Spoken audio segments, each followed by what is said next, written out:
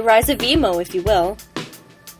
I can't really remember it from before then, though I'm sure I went to my fair share of funerals before I was 14. The most recent was actually the one I was expecting first. I mean, she had cancer, so initially you parallel that to death. It's nothing personal, it's just what you've been conditioned to do.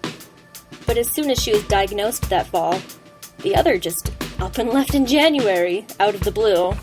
But as cancer does when caught early, there's the chance of remission. We took that chance. It took 6 more years to lose her.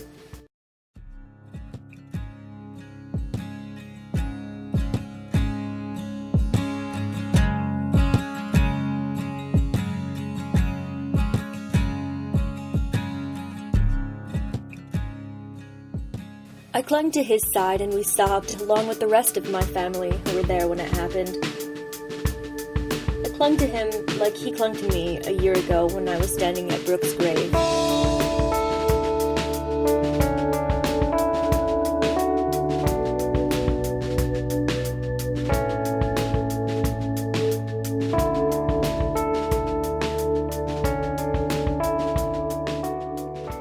That fucking tractor trailer.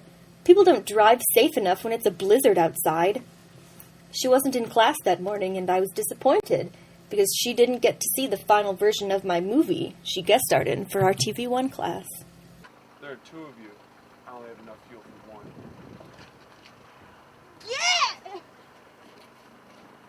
Yeah! Read between the lines, bitch!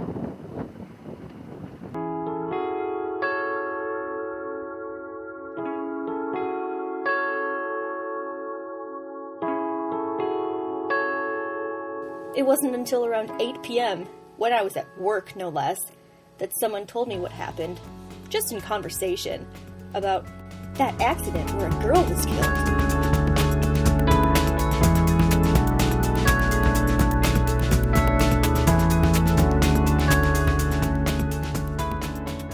I mourned her for a year, and only now I've begun to be able to have any peace at all with myself.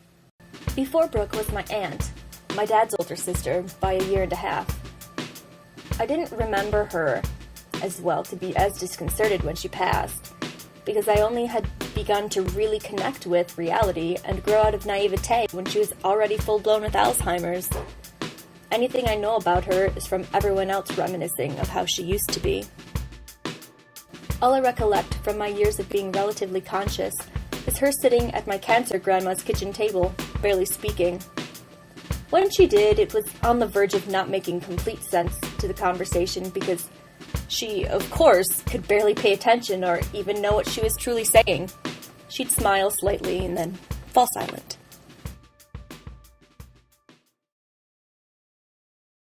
The last one I can remember, or rather, the first death I can remember, was my mother's mother. That happened so unexpectedly. As I said before, she wasn't the one who had just been diagnosed with early stages of cancer. She just died one night. My parents, actually, had just returned from visiting her at her nursing home, about 25 minutes away, when we got a phone call from my aunt, asking to speak to my mom. Apparently, it happened right after they left. This was my first memorable encounter with a family member's funeral.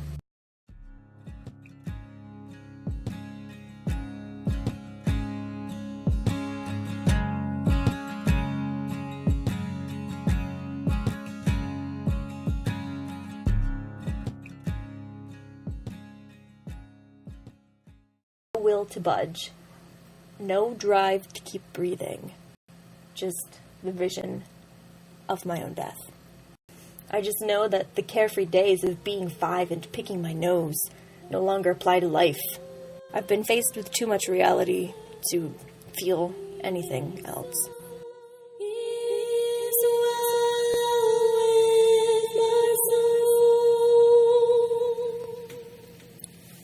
He